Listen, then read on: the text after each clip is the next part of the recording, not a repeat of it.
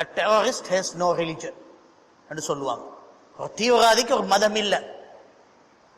மதம் இருக்கும் என்றால் அவனுக்கு தீவிரவாதிய அடையலா ஆடேலா. அப்படி இருக்கும் பொழுது யாரும் அதை மதத்தோட சம்பந்தமாக்குவான் என்றால் அவனையும் நாங்கள் தீவிரவாதியாத்தான் கருதுவோம். ஏன் அவன் இது ஒரு தீவிர போக்கா கையாண்டாங்க எத்தனையோ அப்பாவிகளுடைய அழிவுகளை நோக்கி. தீவிரவாதி என்றவன் ஒரு மதத்தோட சம்பந்தம் இல்லை என்றதை முதல் விளங்குவோம். இரண்டாவது, தீவிரவாதி என்றவன் ஒரு மதத்தின் பேரிலே வளர வேண்டும் என்றால் அதோட அடிப்படை என்ன?